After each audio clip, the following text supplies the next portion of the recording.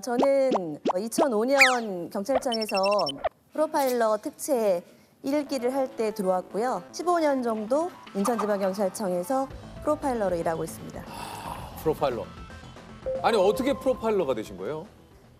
사실 프로파일러가 뭔지 잘 모르고 들어왔고요. 그 전에는 이제 상담 공부하고 대학원에서 박사과정 하고 있었는데 이제 면담하고 대학생들하고도 면담하고 이런 일을 하니까 상담하는 일 자체는 매력이 있었거든요. 이제 범죄자하고 면담하는 사람을 뽑는다, 우리나라에서. 범죄자하고 상담을 한다? 그러면 아무나 할 수 있는 일은 이거 아무나 할 수 있는 일은 아니에요. 아니니까 그래서 저는 그냥 매력이 있었습니다. 프로파일러는 우리 전국에 한 몇 분 정도 계십니까? 지금 36명 정도 있고요. 생각보다 프로파일러 분이 뭐 많지는 않으시네요. 많지는 않습니다. 네, 많지는 않네요. 지방청별로 한두 명 정도. 이 중에 그 여성 프로파일러는 한 몇 분 정도 계세요? 여성 프로파일러가 70% 정도 돼서 그렇군요. 한 25, 네. 6명 정도, 36명 중에. 그렇군요. 프로파일러라는 직업 자체가 굉장히 좀 생소했을 때는 이 경찰관 분들도 약간 생소하셨다고 그래요. 그렇죠. 제가 처음에 왔을 때 제가 어쨌든 박사를 하고 네. 들어왔거든요. 그러니까 이게 경찰에서도 좀 생소했던 것 같아요. 그래서 그냥 특별한 일이 없는데도 불러서 야, 경찰은 연구기관이 아니야. 막 이러면서 그런 압박을 막 받은 적이 많았어요. 경험을 통해 네. 이게 경찰이지 연구한다고 되는 게 아니야. 몸으로 부딪히고. 네네. 근데 지금은 이제 그렇지는 않고 지금은 안 그러겠죠. 네, 지금은 그렇지는 않고 지금은 오히려 경찰 내에서는 제가 이제 박사 위의 형사다. 이제 이렇게. 이제는 박사 위의 형사다. 이게 이제 사건 현장에서 과학수사대 옷을 입고 계신 분들은 다 프로파일러라고 보면 되는 겁니까? 이게 어떤 겁니까?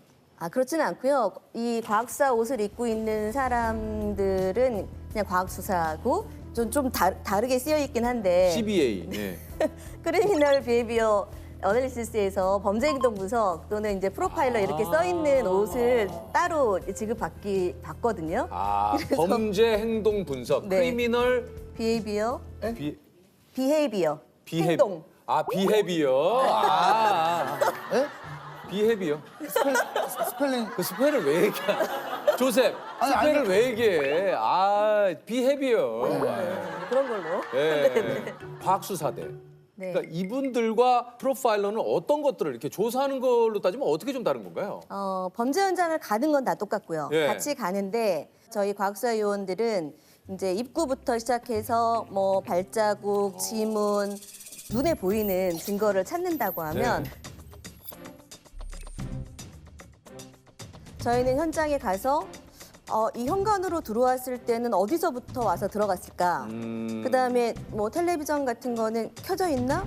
보일러는 켜져 있나?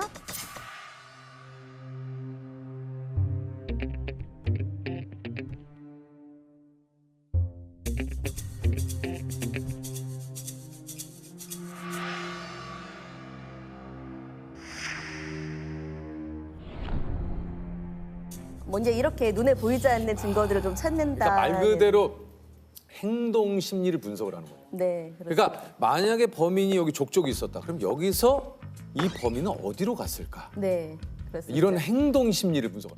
예전에 저희 어렸을 때는 그런 추리하는 책 같은 게 있었어요. 맞아요. 보고 범인은 누구일까요? 해서 맞추면 와, 이 희열이 그렇죠, 장난이 아닌 거예요. 뭐 네, 예를 들어서 맞춘 적 있어요? 있죠. 예를 들어서 뭐 집에 고양이, 뭐 강아지, 뭐 쥐가 있는데 뭐 과자가 뭐 없어졌다. 고양이, 강아지, 쥐 누가 먹었을까? 그러면 뭐 강아지는 뭐 자기가 아니라고 하고 있고 뭐 고양이가 나가 있고 뭐 자기 아니라고 하고 있어. 뭐 결국에는 뭐 쥐도시 뭐 쥐도새 뭐가 열려 있어서 이거 쥐인데 딱 정답은 쥐입니다. 야씨. 네. 진짜. 네. 조세호 어린이의 어린 시절 네네. 이야기인가요? 프로파일러라면은 이제 좀 범죄자를 굉장히 좀 많이 만났을 것 같은데 몇 분 정도 만나보신 거예요? 제가 일일이 세보진 않았지만 그냥 얼핏 해도 한 300명 이상은 만나고 뭐 최근에 이춘재도 만났고 고유정도 만났고 뭐 많이 만났죠. 어우, 진짜 그 두 사람을 다 만났어요? 네네네, 만났습니다. 와. 저는 이제 중간에 투입이 됐고요. 이춘재가 부산에 있었을 때는 우리 경기남부청에 있는 프로파일러가 가서 자백을 받았습니다. 네.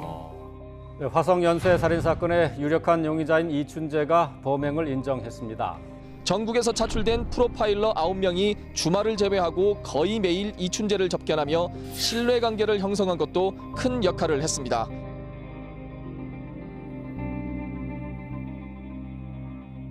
이춘재와의 만남에서 좀 느끼신 것들이 좀 있다면. 이춘재는 그냥 딱 봤을 때 뭐 사이코패스다 이렇게 느껴지는 그런 사람은 아니에요. 그리고 워낙 수감 생활을 오래 했기 때문에 얼굴이 허옇고 그래서 딱 봤을 때는 그런 느낌은 안 들지만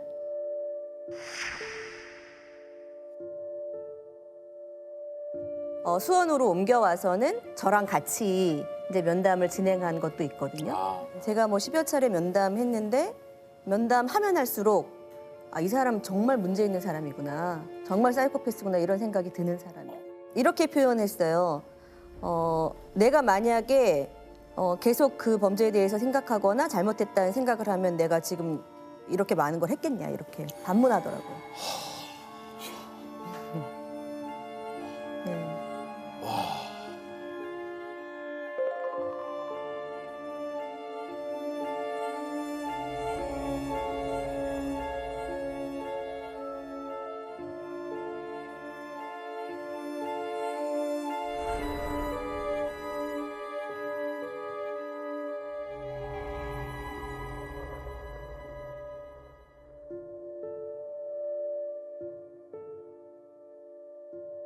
영화 살인의 추억 봤냐는 질문을 또 했다면서요.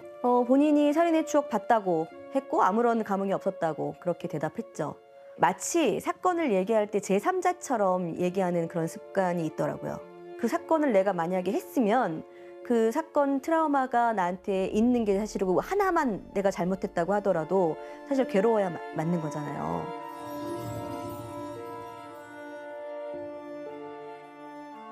반성의 행동을 보이긴 하던가요? 반성을 합니까? 저 이춘재는 반성하는 태도는 전 보진 못했습니다. 아니에요? 네, 법정에서 뭐 일부 이렇게 보도된 거 보면 그러니까요. 피해자 가족한테 미안하다는 예. 표현을 그러니까요, 저도. 저는 그게 사실이라고 믿진 않습니다. 제가 만나본 사람은 그랬습니다. 직접 만나본 결과로. 네, 네. 아니 그 좀 고유정도 이렇게 만났다고 좀 얘기를 하셨는데 어땠습니까? 직접 면담을 해보신 느낌이. 그 경제적인 환경은 나쁘지 않았지만 네. 심리적인 환경은 굉장히 부담을 많이 느끼면서 성장한 사람이라는 생각이 들었고요. 그래서 뭔가 자기 계획한 대로 일이 진행되기를 반드시 그렇게 돼야만 만족이 되는 굉장히 자기중심적인 사람. 근데 제가 이제 이런 얘기를 하면서 되게 부담스러운 것은 범인들을 만나면서도 제가 엄청 친절하게 잘해주거든요. 왜냐면 그래야 또 이야기를 네, 상대방에 대해서 네. 알 수 있으니까. 그렇기도 하고 저희 실체적 진실을 밝히기 위해서는 기본적인 그러니까 친밀감이 형성돼야 되기 때문에 그렇게 하는데 이제 제가 분석할 때는 또 냉정하게 해야 되기 때문에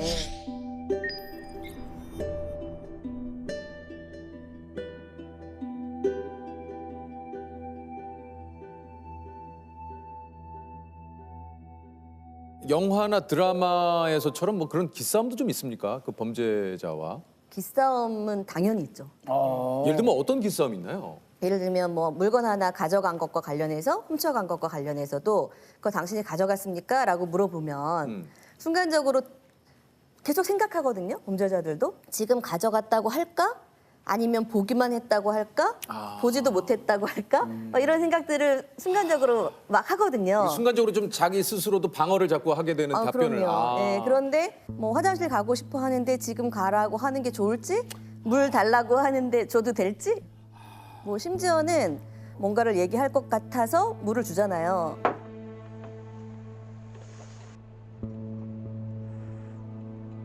그렇게 물을 한 잔 딱 마시고 나면 다시 평정해서 냉정하게 해서 다시 본인의 상태로 돌아가기도 하기 때문에 그런 사람들하고 앉아서 언제 기다리고 언제 질문해야 될지 이런 것과 관련된 거를 끊임없이 기싸움하게 되죠.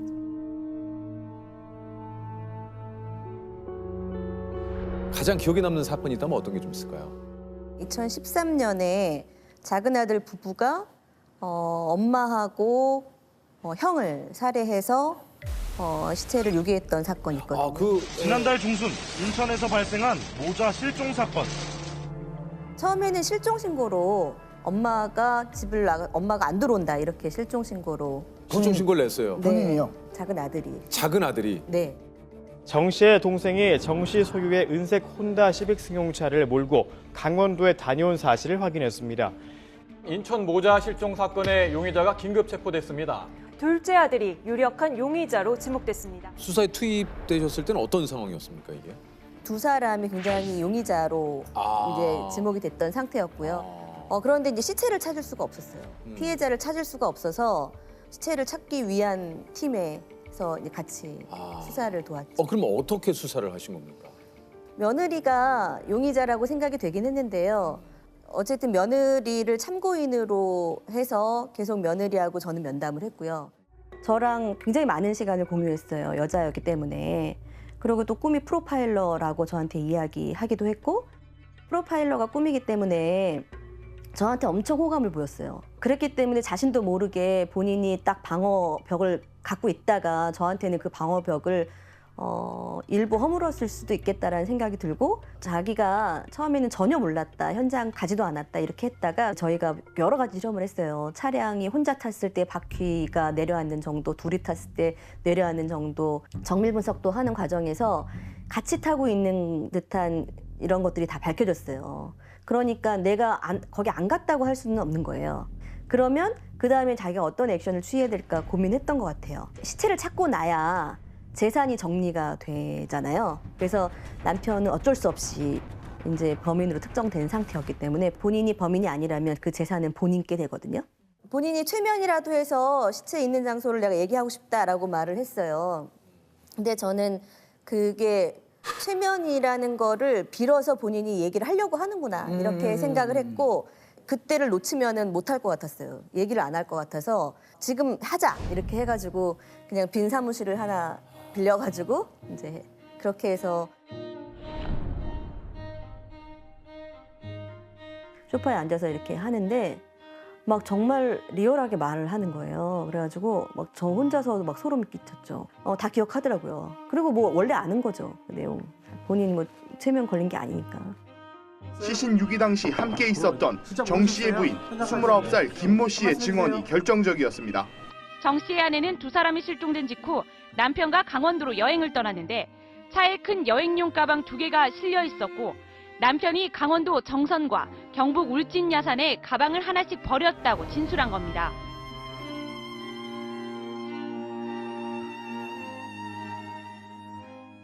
그 작은 아들 집에 가서 자고 거기서 같이 시간을 보내시고?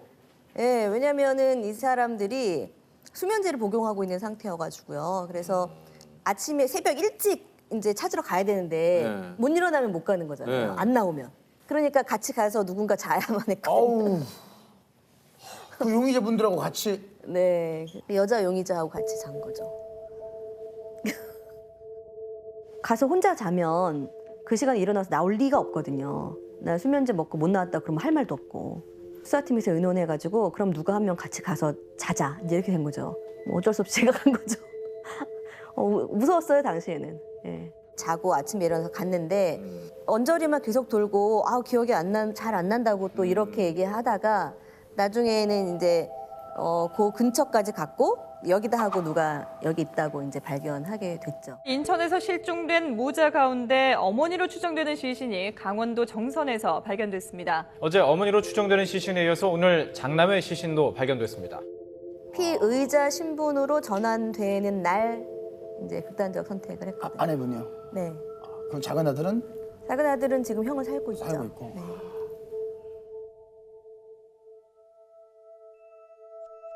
근데 이런 얘기를 아무 데서나 가서 할 수도 없잖아요. 없죠. 그래서 거기야. 저희는 그 광역 분석이라고 해서 여러 지방청 프로파일러들이 같이 모여서 분석하는 일을 많이 하거든요. 새벽 2, 3시까지 막 분석하거든요. 남들이 보면 프로파일러들 사이가 안 좋은가?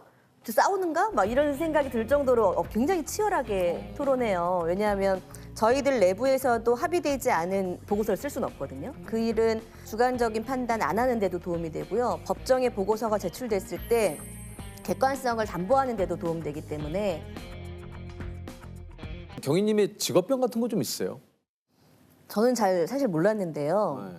제가 이제 이런 면담이나 이런 거에서 말을 막 듣잖아요. 듣다 네. 보면 이상한 얘기도 있고 막 이렇잖아요. 네. 식당 같은 데를 가면 이렇게 같이 가족들이 가서 식사를 할 때 옆 테이블에서 좀 약간 이상한 소리가 들린다. 예사롭지 않은 대화가 들린다 그러면 제가 자꾸 이렇게 쳐다보나 봐요, 사람을. 그래가지고 저희 딸한테 엄청 지적을 많이 아 받습니다. 뭐라고 따님 뭐라 그래요? 왜? 뭐 이래. 왜? 뭐 이래. 그래서 식사하고 있다가 엄마가 네, 그래가지고 네. 내 기준에서 용서할 수 없는 인간은? 잘못을 인정하지 않는 사람은 좀 용서하기 어려운 것 같아요. 맞아요. 그래서 이제 이게 미제 사건 관련해서 저희가 이제 하고 있지만 사건을 저지르고 어딘가에 있는 그분들한테도 꼭 그 얘기를 해주고 싶습니다. 미제 사건은 그 발생 사건보다도 더 상황이 열악해요. 증거도 당시에 없으니까 미제 사건이 됐고, 그리고 시간이 많이 지나서 당시에 목격자나 아니면은 뭐 CCTV나 뭐 여러 가지 것들도 많이 없고, 저희가 그래서 현장에도 가보지만 사진은 정말 수십 번, 수백 번 보기도 해요. 왜냐하면 그 시체가 말하는 게 분명히 있다라고 생각하기 때문에. 그래서 지금 미제 사건도 반드시 해결을 하려고 계속해서 분석하고 있는 거죠.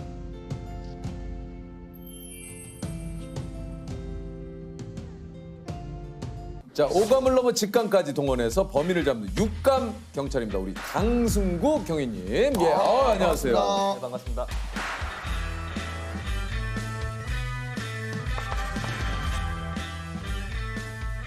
이게 지금 그 현재 경기 남부경찰청 기동단에서 기동대에서 근무를 하신다고요? 네네네. 경찰관들로 구성되어 있는 기동대에서 팀장으로 근무하고 있습니다. 그 기동대가 하는 일이 뭐지? 좀 구체적으로 좀 얘기를 해주시죠. 여러분들이 생각하시기에는 뭐 집회시위 근무에서 예, 많이 예. 생각을 하시는데 국가 중요 행사 있으면 경호 경비도 하고 방범 순찰이라고 범죄 예방 근무도 있고요. 실종자가 생기면 실종자 수색 근무도 있고 뭐 여러 가지 하고 있어요. 집회 현장에 그 아까 있는다고 좀 얘기를 하셨는데, 아니 근데 이제 간혹은 이제 이 시위가 좀 격해지다 보면은 진짜 좀 긴장 많이 되실 것 같은데요.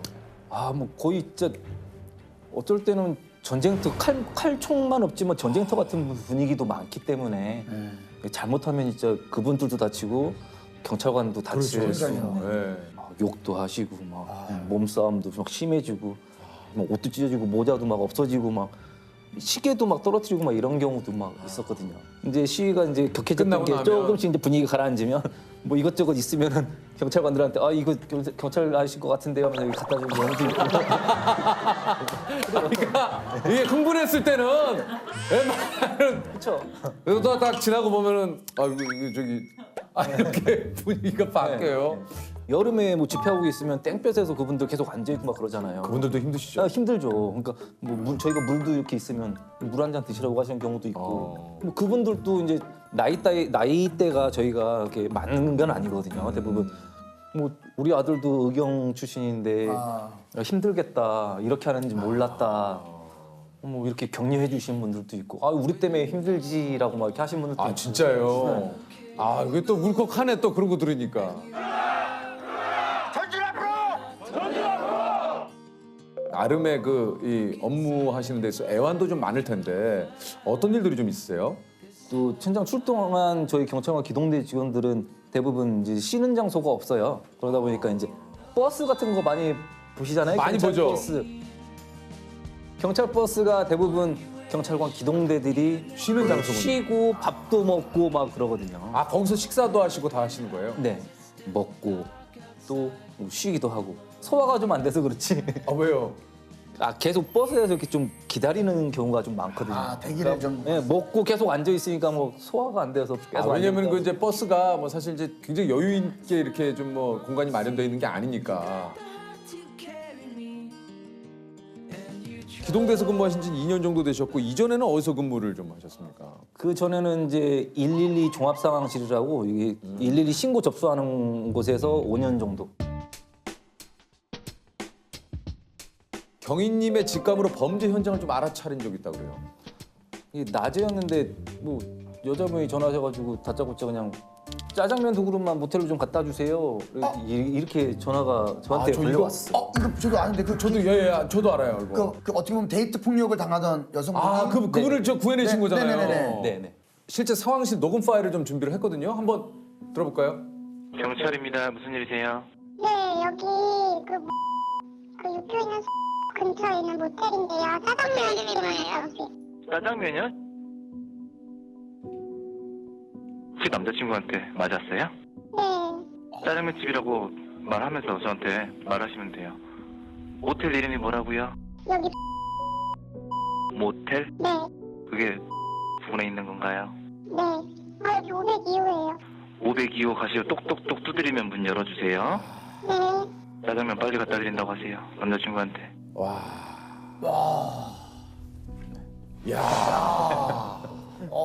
근데 들으면서도 이 정말 전화를 하신 그 이분께서도 정말 참 잘하신 거잖아요. 그 상황에서 기지를 발휘를 하신 거니까. 근데 이거를 알아채시고 이렇게 오늘 이분이셨구나. 경희님이 이거 몰랐네요. 젊은 여자분들은 이렇게 장난 전화나 허위 전화하는 경우가 거의 없어요. 잘못 누를 수도 없고 112 눌러야 이제 저희한테 전화가 오는 거니까. 경찰에 전화한 것도 맞는데 짜장면을 갖다 달라고 하니까 근데 처음엔 제가 좀 당황했죠. 이게 무슨 말을 해야 되나 고민도 좀 했고. 근데 이게 시간을 좀 끌면은 좀 안 되니까 그분들이 불안해할 수가 있거든요. 그렇죠, 당연하죠. 당사자분 같은 경우는 그 짧은 시간 동안 이제 생각을 했죠. 점심 시간도 지난 시간이었고 장소가 모텔이다 보니까 두 그릇 달라고 그랬으니까 혹시라도 두 명일 수도 있겠다. 그래서 혹시라도 남자친구한테 맞으셨는지 했더니 그분께서 풀이 죽은 목소리로 네 이렇게 하시더라고요. 그래서 이거 데이트 폭력이구나. 그렇게 알았죠. 짜장면을 빨리 갖다 주겠다라고 얘기한 이유가 뭡니까? 아무래도 좀 신고자분한테 뭐라고 했다나 안도감을 좀 주기 위해서. 좀 안도감을 주기 안심하시라고. 네. 신고 내용란에 출동하는 경찰관들은 진짜 중국집 배달 원인 것처럼 해서 들어가세요 이렇게 써놨죠. 현장 출동 경찰관들이 들어갈 때도 정말 중국집에서 배달 온 것처럼 뚝뚝 두드리고 배달 왔습니다 하고 이제 안에서 문 열어주고 들어갔더니 여자분이 조금 다치셨다고 하더라고요. 병원에 후송하고 남자는 이제 특수폭행으로 이제 체포했고. 참 정말. 네, 112 신고센터입니다. 여기요. 1번 전화기 있고요. 장난 전화 하시면 벌금 무실 수도 있어요. 긴급신고 112입니다. 신고하신 분 있으면 말씀하세요.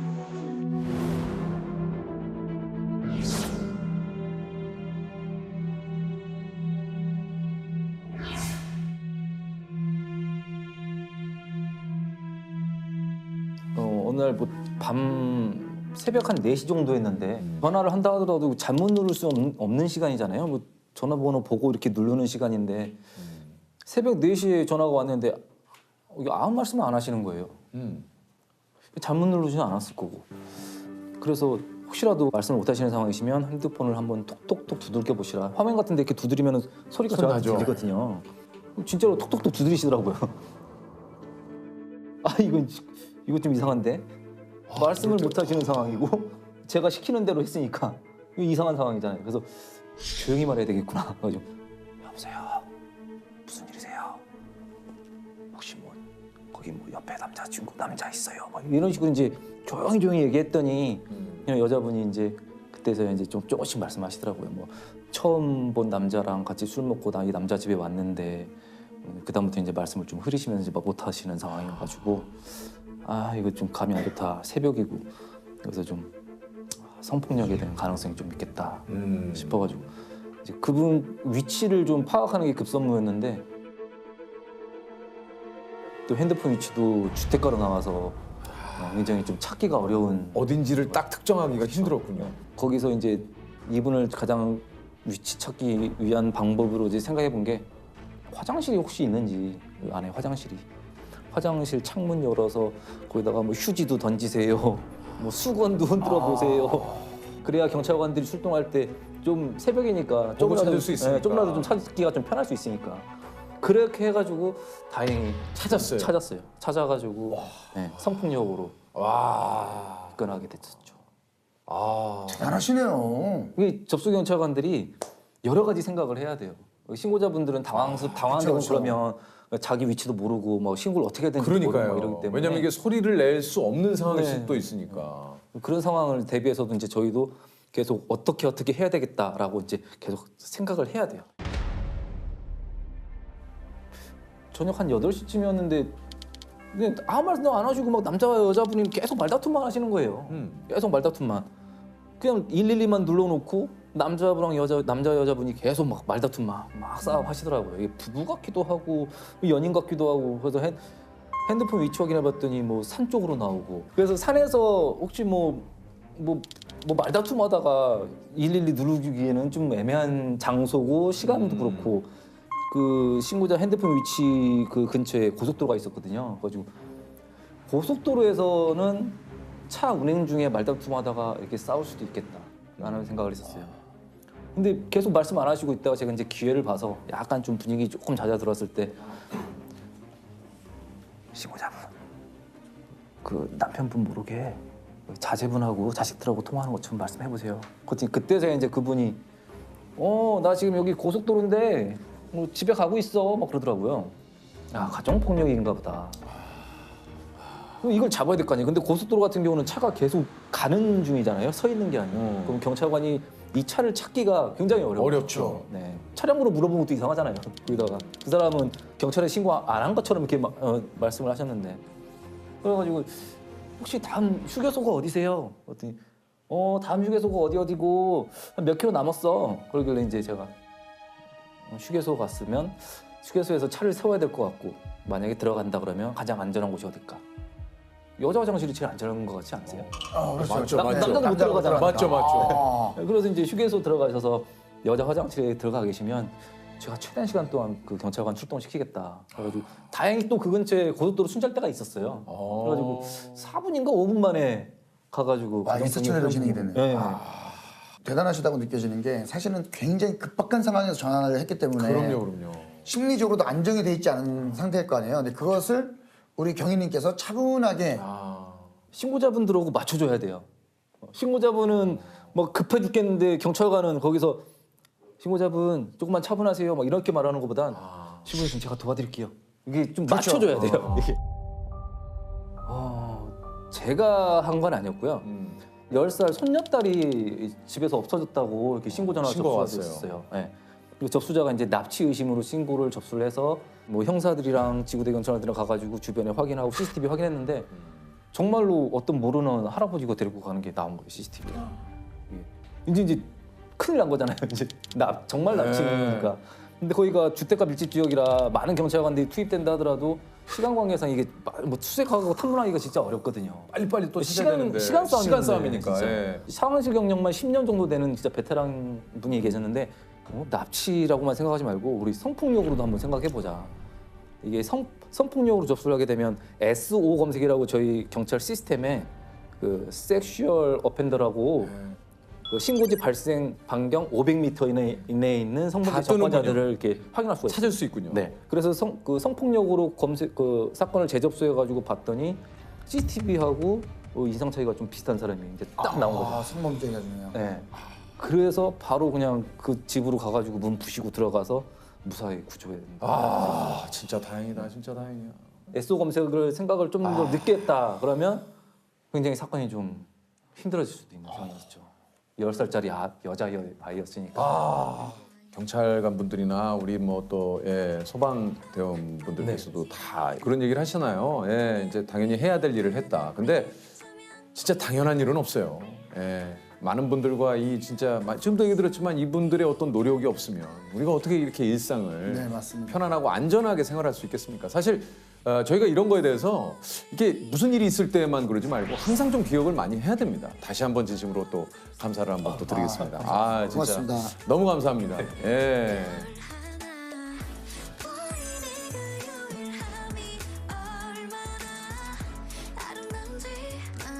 제가 접수를 잘못 받아서 뭐 이런 것보다는 그건 있었어요. 저 시골이었었어요. 여주인가 그쪽이었는데 거기는 이제 도로에 고라니 같은 게 이제 그 로드킬 당하면 그게 도로 안에 있으면 경찰에서 처리를 해야 돼요. 교통사고가 날 수가 있기 때문에. 도로에 있다고 신고가 들어왔어요. 그래서 저는 출동을 시켰는데 출동했던 경찰관이 그때 그 고라니 치우다가 사망사고 당했어요. 그때. 아 그때 진짜 울컥했어요. 그때는. 뭐 제 잘못은 아닌데. 저 때문에 사람이 그것도 직원인데 저 같은 동료인데 그런 분이 고라니 치우다가 뭐 큰 사건을 한 것도 아니고 도로변에 고라니 치우다가 교통사고로 사망사고 났다고 그때는 좀 보내지 말았어야 되나 그런 후회도 들고 좀 그때는 좀 그랬어요. 나 때문에란 죄책감. 연세도 많으셨는데 좀 그랬어요. 후회라기보다도 좀 많이 안타까웠어요. 어쨌든 신고자들도 뭐 사건이 잘 해결됐으면 참 좋은 거고 출동했던 경찰관들도 안 다치고 무사하게 잘 사건 마무리 치면 참 좋죠. 20년간 조폭 잡는 형사에서 중대사건 책임수사관이 된 정희석 경감님이십니다. 안녕하세요. 예. 반갑습니다. 형사님이셨구나. 형사님이시구나. 네.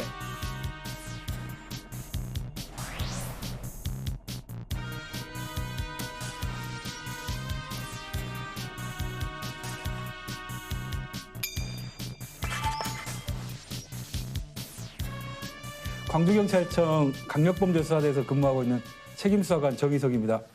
네. 아니 근데 이게 책임수사관이 정확히 뭔지 좀 얘기를 해주세요. 그게 올해 이제 경찰의 수사 구조 개혁 일환으로요. 경찰 수사관들의 그 전문성과 책임성을 강화하기 위해서 만든 제도인데 경찰 수사관 중에 최상급 수사관이라고 보시면 됩니다. 네. 그러니까 이제 요거 추가적으로 좀 얘기를 드리자면 사건 접수부터 종결까지 이게 할 수 있는 권한이 있으신 거죠? 맞습니다. 네. 그렇군요. 아니 형사님이 그 형사 분야로 뽑힌 59명 가운데 수석을 하셨다고요? 예, 이번에 2,000명 정도 시험 봐가지고요.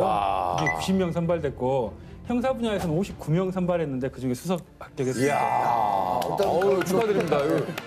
기분 좋으셨겠어요. 예, 태어나서 1등은 처음 해본 것 같습니다. 아니 경찰이 되신 지 얼마나 되셨어요? 경찰은 99년도부터 했으니까요. 22년 정도 했고 그중에 강력 형사로는 15년 넘게 생활하고 있습니다. 그러셨습니까? 서울에 그럼 올라오신 지가 이게 얼마나 되신 건지? 서울로 뭐 범인 잡으러 자주 오고 있습니다. 범인 잡으러는? 자주 있었고요. 특히 이제 기억 남는 건 2018년도 11월 달에 서울 경기 지역 조폭들이 광주에 이렇게 원정 보복을 왔던 사건이 있었거든요. 그 사건 담당하면서 도망간 범인들 잡으려고 서울 경기 지역에 자주 왔었습니다.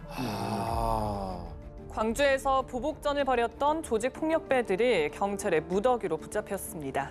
무릎을 꿇고 고개를 숙인 남성을 향해 조폭들은 바닥에 침까지 뱉으며 위협합니다. 경찰은 현장에서 12명의 조폭을 붙잡는 데 이어 모두 7개파 35명을 일망타진했습니다.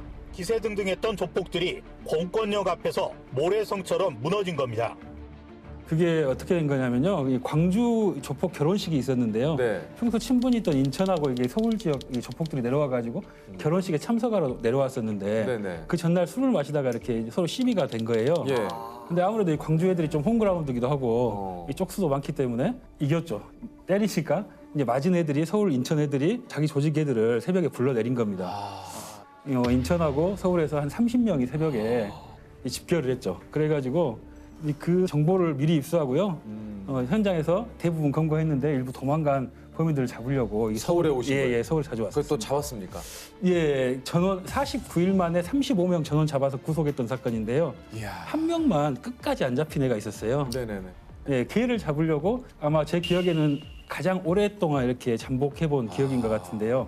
여기 보니까 11박 12일 동안 우리 잡을 때까지 안 내려온다 하고 짐 싸가지고 서울 올라와가지고. 짐은 뭐 싸셨습니까? 이렇게 뭐 길어질 줄 모르고 가셨을 거 아니에요? 뭐 속옷 6벌 챙겨갔거든요. 아. 직원들은 뭐 5벌 챙겨온 직원들도 있고요. 네. 어떤 분은 한 5박 정도나 6박 정도. 그러니까 일주일 안에는 끝내고 간다. 네. 팬티 개수로 몇 박 며칠인지가 대충 나오네요. 네, 야. 보통 아무리 이렇게 길어져도 우리가 일주일 정도 하면 사람이 좀 지치고 이렇게 그 있기 때문에 그렇죠. 내려갔다가 다시 좀 며칠 쉬었다 올라오고 이러거든요. 아. 근데 그때는 우리가 안 된다, 이거 잡을 때까지 내려가면 안 된다. 이 팬티 양말 다 떨어졌는데도 내려가지 않고 했었습니다. 그럼 계속 빨아서 그냥 있으셨던 건가요? 이제 그게 모텔에서 이렇게 저녁에 빨고 아침에 이렇게 드라이기 같은 걸로 말려가지고 잘 때는 이렇게 노팬티로 어쩔 수 없이 어쩔 수 잘 없이. 때는 또 이렇게 노팬티가 괜찮다고 그러더라고요. 네, 남자들끼리니까. 네, 뭐 그거는 뭐. 아, 같이요? 혼자 계신다요? 아니, 같이는 같이. 좀. 아니 추리닝 같은 거 반바지. 입고 있고. 그건 아니고 그건 아니고. 근데 덜미를 잡았습니까? 네, 그게 1월 12일 날 지금도 잊혀지지가 않는 날인데 새벽 2시였습니다. 집에 있던 애가 이렇게 혼자 이렇게 나오는 거예요. 그래서 이상하다 따라가 봤더니 순대국밥집으로 들어갔는데 거기서 걔를 딱 만나더라고요. 저희가 진짜 걔 기다리면서 그 전년도부터 고생 정말 많이 했거든요. 그래서 잡히면 진짜 이 새끼 콱 이렇게 이런 생각으로 딱 준비를 했는데 어떻게 됐어요? 근데 막상 만나니까 그래서 너무 고맙더라고요. 그 나와신 게. 그 반갑고 이게 정말 오랜만에 만난 친구 같은. 정말 너무 보고 싶었다 친구야. 이렇게 하면서 드디어 여기 있었구나. 진짜 너무너무 보고 싶었어. 반갑다 할 정도로 말이 나올 정도로. 근데 또 이렇게 계시니까 같이 올라왔던 형사님 같기도 하고. 든든합니다. 범죄자들을 항상 이렇게 이제 잡으러 다니시니까 이게 사실은 그 항상 위험에 좀 노출이 돼 있는 거 아니겠습니까? 네, 그렇긴 한데요. 위험한 상황을 안 만드는 게 정말 베테랑 고수 형사라고 생각합니다. 뭐 영화나 이렇게 보면은 막 추격해서 이렇게 잡는다든지. 그렇죠. 아니 막 싸워서 이렇게 잡는다든지. 이런 건 조금 이렇게 이제 초보자 때 이야기고요. 고수들은 어떻게 잡?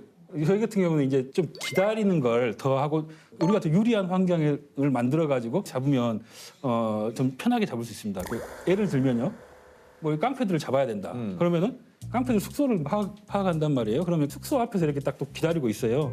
서너 명 딱 몰려 들어오면 여기서 이제 좀 초보자들은 딱 나가가지고 야 너희들 이리 와 이러면 그러겠죠. 그러면 도망간다거나 반항한다거나 이런 일이 생기거든요. 근데 이런 일을 아예 안 만들어야 됩니다. 어떻게 해야 합니까? 좀 더 기다려야 돼요. 더 기다리면 저희가 숙소로 들어가서 한 3시간 정도만 더 기다리면 이제 잠이 푹 들었을 때 막 들어가도 모를 때 그때 이렇게 조용히 들어가가지고 후레쉬 딱 붙여가지고 하나씩 깨우면 야 일어나봐 이러면은 먼저 일어나 내 먼저 수갑 딱딱 채워가지고 이렇게 좋은 환경에서 편하게 잡아야지. 좋은 환경에 뭐 우상탕탕 할 필요 없고. 네, 그건 편안하게 잡아야 됩니다. 이제 그들 쪽에도 형사님 너무 유명하시죠. 혹시나 뭐 그들 사이에서 불려지는 이름이 있다거나. 저도 뭘 나중에 좀 들었던 이야기가 있는데요. 걔들이 저를 정거장이라고 불렀다고. 왜요? 제가 한참 이렇게 이 광주에서 깡패들 교도소 많이 보낼 때 이 교도소 안에서 있으면 이제 자기들끼리 들어오면 얘기하기를 이제 자기들도 합니다. 그러면 그때 야 너 어쩌다 들어왔냐 이러면은 정희석한테 잡혀서 들어왔어. 너는 나도 정희석한테 잡혀 들어왔어. 막 다 그러니까 한 깡패 선배 하나가 야 정희석이가 광주 교도소 오기 전에 들렸다 오는 정거장이냐? 정거장을 장주에 아니 그분도 누군지 모르게 표현을 잘하셨네. 아니 그 좀 뭐 지금까지 맡으신 사건도 굉장히 많겠지만 좀 잊지 못할 또 사건도 좀 있으실 것 같아요. 네, 제가 형사 시작한 지 얼마 안 될 때 한 2년 정도나 됐을 때 이야기인데 5살짜리 이게 남자애가 이렇게 사망했다는 그 엄마의 신고가 있었어요. 현장 가보니까 이렇게 딱 단칸방에서 젊은 엄마가 5살짜리 남자애하고 3살짜리 딸을 혼자 키우고 있더라고요. 근데 엄마 말에 의하면은 저녁에 식당 일을 갔다 와 보니까 애가 이 갈비뼈인 데가 아프다. 멍이 들어 있고 침대에서 뛰어놀다가 이렇게 침대 모서리에 이렇게 부딪혔다.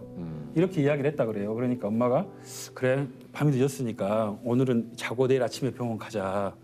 이렇게 하고 자고 일어났는데 아침에 사망해 있었다고 이렇게.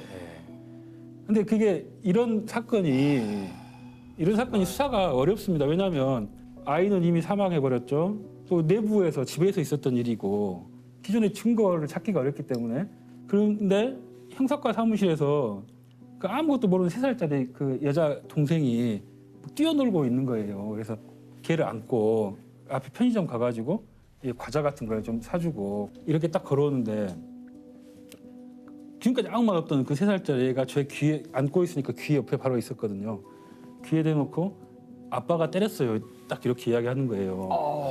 근데 이제 엄마는 아빠가 없다고 했었거든요. 그래서 이거 좀 이상하다 생각돼가지고 이제 동네 가가지고 주민들한테 이렇게 저 집에 아빠가 있냐 이렇게 물어보니까 최근에 엄마가 새로 동거를 시작한 남자가 있다 이런 이야기를 들었어요. 그래서 재조사하게 됐고 혹시 평소에 이렇게 맞는 걸 본 사람이 있을 수도 있으니까 돌아다니면서 다 이렇게 물어보고 다녔어요. 그러니까 사실 그 애가 아동보호 전문기관이라는 기관에 3번이나 이렇게 학대 의심으로 신고가 된 적이 있다는 걸 알았습니다. 그리고 그 신고자를 보니까 그 동네 이웃 아주머님이었어요. 그 아주머님이 애가 항상 멍이 들어있고 막 이렇게 이런 모습을 자주 보니까 애를 만날 때마다 이렇게 사진을 휴대폰으로 찍어 옷을 벗겨가지고 상처까지 전부 다 찍어놓고 동영상으로 애야 너 이거 어떻게 다친 거냐 이렇게 물어보고 애가 그 아저씨가 때렸어요 이런 이야기를 한 것을 직접 그 살아있을 때 담아놓으셨더라고요. 누군지 몰라도. 네, 그래서 이제 그 증거가 이제 있으니까 그 범인을 잡아가지고 구속했던 사건이 있거든요. 마치 그 억울하게 죽은 애가 그 동생을 통해서 저한테 이렇게 뭔가 이야기를 한 것 같은 느낌이잖아요. 그래서 분명히 그냥 묻힐 뻔한 사건을 평소 이웃 중에 누군가가 그걸 다 기록에 남겨놨다는 게 그분한테 너무 고맙고 그분도 자기 힘 닿는 데까지는 그 애를 좀 지키려고 했었다는 생각을 하니까 더 마음이 먹먹하고 근데 그래도 우리가 지키지 못했다는 게 또 미안하기도 하고 네, 그 사건은요 연쇄 강도 강간범 이런 걸 한참 또 그게 사회적인 이슈가 좀 된 적이 있죠. 맞습니다. 2000년대 초반까지만 해도 이런 사건들이나 범인이 아주 많았습니다. 각 지역마다 막 있을 정도로 그런 사건이 이렇게 획기적으로 이렇게 없어지게 된 이유가 2010년도에 이렇게 DNA법이라는 게 통과를 했거든요. 그게 어떤 법이냐면은 강력범죄자들의 DNA를 채취를 해가지고 이걸 미제 사건 현장에서 발견된 DNA와 대조를 해서 범인을 특정하는 이런 법안이 통과돼가지고 범죄자 DNA를 보관할 수 있는 법률이 그 당시에 국회를 통과를 했죠. 그럼 그 전까지는 그런 DNA를 보관하는 게 이게 없었던 거예요? 저희는 현장 것만 보관하고 있어서 범죄를 잡아도 범인이 누군지는 알 수 없었어요. 근데 특정 11개 조항에 해당되는 그 범인의 것일 경우에는 현장에서 찾으면 바로 범인을 잡을 수 있는 그런 시스템이 된 거죠. 근데 그때 이제 우리 관내에서도 13년 전에 발생한 이제 강도강간 미제 사건이 있었는데 최근에 출소했던 어떤 다른 강력범죄자가 이 DNA가 그 사건 현장의 DNA 일치한다, 범인이다. 이런 감정서를 제가 받았어요. 그래가지고 그 사건을 접수해가지고 출소한 범인을 다시 잡아서 구속해서 교도소 보낸 일이 있죠. 근데 거기서 제가 어떤 생각을 했냐면 경찰은 이렇게 범인을 잡으면 피해자한테 이렇게 범인이 잡혔다고 이렇게 알려주게 돼 있거든요. 근데 이걸 알려주는 게 맞나 이런 생각을 제가 했습니다. 왜냐하면 피해자한테는 좀 잊고 싶은 과거일 것 같고 다시 내가 이야기를 꺼내면 또 트라우마가 생길 것 같은 그래서 이제 고민을 했단 말이에요. 제가 이게 성폭력 상담소를 찾아가가지고 선생님한테 상담을 드렸습니다. 선생님 이런 상황인데 제가 알려줘야 되나요? 이렇게 물어보니까 그 선생님은 너무나 당연하게 이거 너무 당연히 알려줘야 됩니다. 이 전화를 걸었어요. 그래가지고 저 어디 경찰서 강력팀의 누구입니다. 이렇게 이야기하고 이 사건을 이야기하려는데 어떻게 말을 꺼내야 되나 싶어서 머뭇머뭇 이렇게 하고 있었는데요. 그 피해자가 혹시 잡혔어요?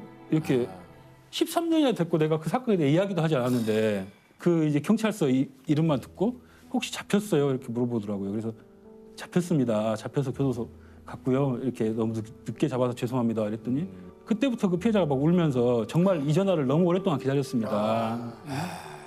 감사합니다. 이렇게 이렇게 말씀을 하시면서 한참 울었고요. 그날 저녁에 그 피해자 아버님이 또 찾아오셨어요. 저를요. 그래서 지금 제 손 잡고 형사님 정말 너무 고맙습니다. 제가 얘를 키우면서 그때 지켜주지 못했다는 좀 미안함 때문에 얘 얼굴을 똑바로 한 번도 본 적이 없습니다. 너무 감사합니다. 이렇게 말씀하시더라고요.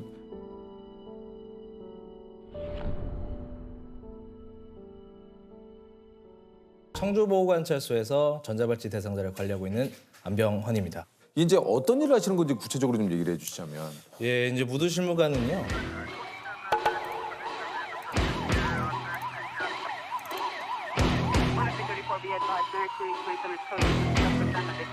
전자발찌 대상자를 실시간으로 관리하고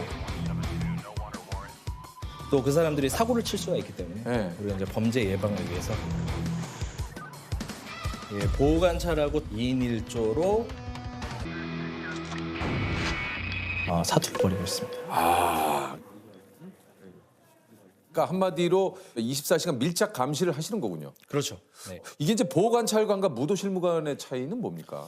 보호관찰관은 이제 면담을 하거나 대상자를 좀 더 심층적으로 다가갈 수 있고요. 술 드시는 거 요새는 안 드시죠? 이제 아예 끊었어요. 그 음주 제한 그 준수사항 부과돼 있으셔가지고 저희 음주 측정 좀 진행하겠습니다. 예. 전자발찌를 찬 30대 남성이 거주지를 무단 이탈한 것도 모자라 술을 먹고 보호관찰관까지 폭행했는데요. 보호관찰의 업무를 보조하는 것이 원래 무도실무관입니다. 폭력이라든지 폭언이라든지 지금 하지 마세요. 그러니까 위협적인 상황을 제압을 하시는 거구나. 그렇죠. 무도로 제압하는. 네. 무도실무관으로 일하신 지는 얼마나 되셨어요? 2013년도에. 제가 이제 전에 그 태권도 사범을 했었어요. 그러세요? 태권도 사범을 하다 보니까 내가 태권도를 통해서 좀 사람들에게 좀 도움을 줄 수 있는 일을 좀 찾아봐야겠다. 갑자기 이제 이 보호관찰소 무도실무관을 채용한다. 그래가지고 지원하게 됐죠. 그래서 뽑히신 거군요. 이게 시험이 있을 텐데 어떤 그 무도실무관은 말 그대로 무도 3단 이상 자격증이 필요하고요. 뭐 합기도든 유도든. 예, 맞습니다. 예, 태권도, 검도, 유도, 합기도. 그리고 출장도 가고 출동도 많이 가기 때문에 일종보통. 그 다음에 지원을 하게 되면 서류 통과 후 면접을 보고 이제 일을 할 수가 있어요. 그리고 채용이 되는군요. 네네. 저기 태권도가 몇 단이세요? 태권도 저는 4단입니다. 실전 체포수를 또 하셨고. 네. 2008년부터 아동 범죄자들, 그리고 이제 상습적으로 성폭력을 하는 사람들을 마크해서 전자발찌를 부착하고 실시간 관리를 하는 전자감독 제도가 생긴 거죠. 아동 성폭행 사범과 상습 성폭행 범에게 채우게 될 전자발찌가 처음으로 공개됐습니다. 강제로 발찌를 벗겨낼 경우에는 중앙관제센터에 경보가 울리고 담당 보호관찰관에게 곧바로 문자 메시지가 전송됩니다. 어떤 범죄자들이 전자발찌를 차게 되는 겁니까? 전자감독 대상자들은 말 그대로 재범률이 굉장히 높은 사람들이 부착하는 거기 때문에 우리나라에 4대 범죄가 있어요. 강력범죄, 살인, 강도, 그리고 유괴, 성범죄. 이런 사람들 계속 지속 관리를 하고 있다가요. 2019년도에는 지금 교도소에서 출소하는 가석방자들 그런 사람들은 이제 모두 채우고 있고요. 그래요? 그렇군요. 그리고 이제 보증석방이라고 해가지고 전자발찌를 부착하고. 전자발찌 하나로 대상자들의 동태가 모두 파악이 됩니까? 네, 실시간으로 파악을 하고 있는데요. 전자발찌는 말 그대로 GPS가 달려 있어요. 그렇기 때문에 굉장히 가까운 데서도 그들을 확인할 수가 있고요. 그 전자발찌가 움직이면 속도라든지, 뭐 출입 제한이라든지, 훼손 여부라든지 모든 걸 다 확인할 수 있어요. 모든 걸 다 확인을 할 수가 있군요. 이게 발찌를 차게 되면 범위가 딱 정해져 있는 건가요? 범위는 정해져 있지 않습니다. 우리 대한민국에는 어디든지 다 다닐 수도 있고. 다 돌아다닐 수 있습니다. 대신에 뭐 준수사항이라든지 부과가 되어 그런 있으면 것들이 있겠죠. 또 가지 못하고요. 준수사항은 어떤 것들이 좀 있습니까? 이제 준수사항 이제 여러 가지가 있는데 외출제는 몇 시부터 몇 시까지 집에서 외출할 수 없다라는 겁니다. 네, 이런 거 같은 경우는 밤에 범죄를 저지를 가능성이 높은 사람들. 그래서 뭐 오후 9시부터 다음 날 오전 6시까지는 외출 금지. 네, 맞습니다. 또 그리고 피해자들한테 이제 접근 금지하는 방법이라든지.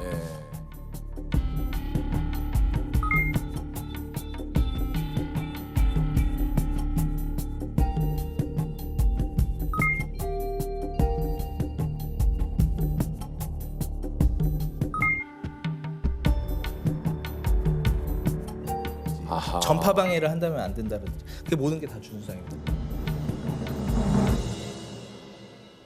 담당할 대상자들과는 언제 처음 만나시게 된 겁니까? 대상자들은요, 네. 우리가 교도소에서 먼저 만나요. 네. 전자발찌는 교도소에서 먼저 부착을 한 상태에서 출소를 하거든요. 출소를 한 다음에 그 사람들 뭐 하냐면 또 보호관찰소에 와서 신고를 해야 돼요. 신고를 하고 뭐 교육을 좀 받죠. 또 전자장치라는 게 충전도 해야 되고, 예, 관리에 대한 것도 교육을 받아야 되기 때문에요. 그건 이제 보호관찰 담당자가 이제 교육을 합니다. 교육을 받고 동행을 해서 집에 가서 재택장치라고 하는 기계를 설치를 해요. 이제 이건 뭐냐면 이제 집의 기가 여부 확인, 그리고 충전량이라든지 이런 걸 확인할 수 있는 기계를 집에다가 설치를 해야 됩니다. 아, 그렇군요. 네. 이게 저 현재 전국에 있는 대상자는 한 몇 명 정도가 됩니까? 4,500에서 많구나. 5,000명 정도가 지금 굉장히 많네요. 네, 차고 있습니다. 전국에 굉장히 많은 대상자들이 있잖아요. 관제센터라고 있는데 전국 대상자의 위치를 파악할 수가 있는 곳이 있습니다.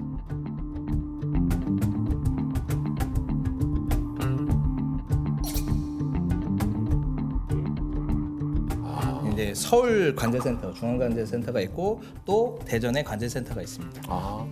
거기서 관리를 하고 또 저희도 마찬가지, 예, 그 사무실 컴퓨터로 확인이 또 가능하고 현장 가가지고 또 업무폰이 또 있어요. 그 사람들이 돌아다니는 걸 다 파악할 수 있는. 그 중에서 이제 실무관님이 담당하는 대상자는 대략 몇 명 정도 됩니까? 저는 이제 청주에서 왔거든요. 청주 지역 보면은 뭐 보은군, 진천군, 계산 이렇게 있는데 거기까지 다 같이 관리하니까 한 100명 이상 정도. 굉장히 담당하는 그 대상자가 많네요. 네, 저희 기관에서 기관에서. 예. 꼭 매일 100명을 만나진 않아요. 아, 그렇진 않습니까? 예, 대상자가 재범률이 가장 높은 사람들이 있고, 예, 또 낮은 사람들이 있고.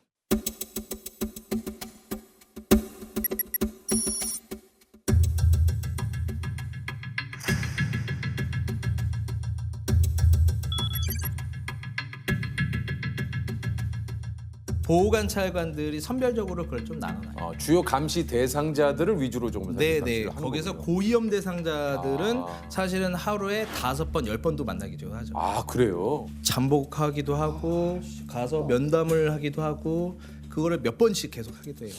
잠복을 쓰는 걸 일부러 보여줄 때도 있어요. 이렇게 항상 당신을 지켜보고 있다. 지켜보고 있다. 차에서 대기하면서 너 지켜보고 있어. 조심해야 돼. 약간 이런 주시.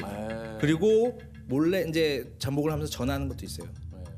아니 지금 뭐 하시는 거예요? 지금 술 먹은 것 같아 목소리가. 너무 늦어지면 저희가 또 현장 출동해서 이렇게 기가 조치를 할 수 있으니까 지금 이제 움직여 주시고요. 누구랑 같이 있는데 괜히 한번 물어보는 거예요. 얘가 솔직하게 얘기하는지 아닌지를. 지켜보고 있지만 안 한다. 이제 다른 사람 만나고 있다. 그럼 바로 개입 들어가는 거예요. 불쑥 나타나는 거잖아요. 그러면 굉장히 놀래요. 또 만약에 지인들과 있다고 하면은 동생 왔어 뭐 이렇게 얘기할 때도 있어요. 갑자기 동생이 그래요? 네, 옆에 이제 사람들이 있으니까. 자기가 이제 전자발찌 차고 뭐 보호관찰을 이렇게 받고 있는 거에 대해서 그러니까 주변인들한테는 그러니까 잠깐 뵈시죠. 막 해서 옆에 이야기해요.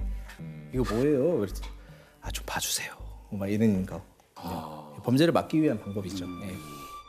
불고기 등지고 왼쪽 이쪽에. 그럼 여기 같은데?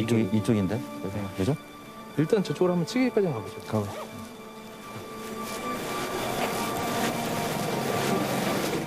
네, 어디 계세요? 집 앞에요? 노래방? 무슨 노래방이요? 우리 잠깐 왔거든요. 얼굴 준비해야 될 것 같아서 저희가 지금 앞으로 갈 테니까요. 잠깐만 얼굴 보시죠 뭐. 아까 노래 소리 좀 나던가? 노래 소리 안 나요. 바깥에서 전화 받는 느낌인데 그 소음이 노래방 소음이 안 나요. 누구랑 계셨어요? 형이라고. 어떻게 하시죠? 어떻게 하셨어? 형이 같이 있었죠. 교도소에 홍보대 같이. 그래서요. 출소해가지고 연락 와가지고. 약점 많이 드셨어? 안 먹었죠. 아시잖아요. 측정 한번 하시고. 뭐예요? 요즘 너무 자주 뵙는 것 같아서라. 너무 자주 오시니까 자주 뵙는 거죠.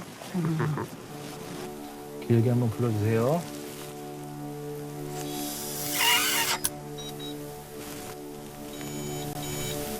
아유. 이렇게 많이 나온다고요? 한 명 먹었는데? 한 병 맞아요? 네. 저기다. 음주운전 하셨잖아요. 죄송합니다. 좀 가주면 안 돼요? 도망간다고 되는 부분이 아니에요.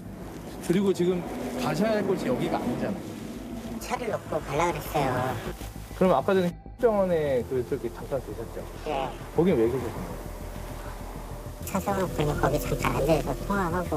어디서 앉으세요? 벤치에서? 네.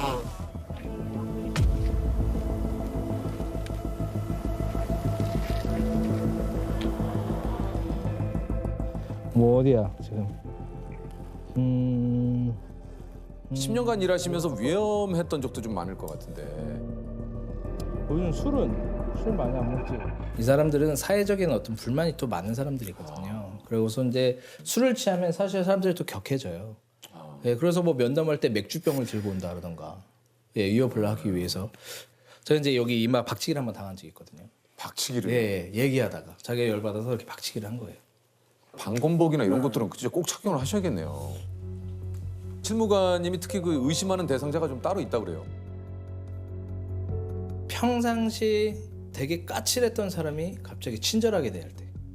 예전에 제가 굉장히 티격태격했던 사람이 있었어요. 예. 우리가 이제 업무 폰이 있거든요. 예, 이거는 대상자와 수시로 통화도 하고 예, 연락할 수 있는데 그쪽으로 문자가 이게 띡 하나 왔어요. 뭐라고요? 오늘 자기가 여기서 일을 하겠대요. 그래서 이제 거기에 건물 사진과 몇 시부터 몇 시까지 일한다. 그리고 주소까지 명확하게 딱 보냈어요. 근데 이 사람이 이런 사람이 아니에요. 평상시에. 좀 이상하다. 이상하다. 그러니까 이 사람이 공항 근처에서 일을 하고 있던 거예요. 네. 그래서 제가 그때 주간 근무했는데 야간부자한테 만약에 신호가 끊기면 얘 해외로 도주했을 수 있을 것 같다 하고 전 퇴근했는데 1시간 있다가 연락이 왔어요. 야, 비상소집이야, 들어와. 해외로 갔어요? 해외로 도주하고 있는 중이죠. 비행기 타고 있는 중이죠. 어떻게 탔지? 이 사람이 베트남으로 도망갔어요. 네, 베트남. 거기도 한국 영사관, 이기 때문에. 예, 영사관인데 근무하시는 주재 경찰관이 계세요. 예, 저희가 이제 통화를 해가지고 지금 우리 강력범죄자가 해외로 지금 도주 중이다. 입국할 때 심사 볼 때 이거를 허가해주지 말라. 그리고 다시 대상자를 보내달라. 예. 소환시켜달라? 예. 그래서 팀을 꾸려서 우리가 공항 가서 검거했었죠. 그러니까 이게 뭔가 직감적으로 좀 일을 오래 하시다 보니까 그러니까 우리말로 좀 느낌이 쎄한 이게 있는 거죠. 네, 맞습니다. 현장 볼 때 다른 대상자 측에도 보면서 잠복도 하고 이러지만 예, 인력이 조금 많아야 되는 부분도 사실은 좀 있습니다. 한편으로는 이게 이제 인력이 있어야 그 많은 또 대상자들을 정밀하게 조금 할 수 있을 텐데 그런 것이 조금 아쉽다라는 그런 얘기죠. 네, 아쉽지만 그래도 뭔가 그런 거를 핑계를 댈 수가 없는 거예요. 네, 예, 그렇죠. 현장 가면 무조건 그냥 하는 거예요. 예, 이게 무고한 분들의 피해를 막아야 되기 맞습니다. 때문에. 맞습니다. 그렇죠, 진짜로. 그렇죠. 이게 재범을 막기 위한 여러 가지 고민도 굉장히 좀 많을 것 같아요. 지금은 엄청난 강력 대응을 하고 있어요. 예. 지금 이제 현행범으로 체포할 수 있는 신속 수사팀도 생겼고, 예, 그건 사법 경찰권을 가지신 분들이거든요.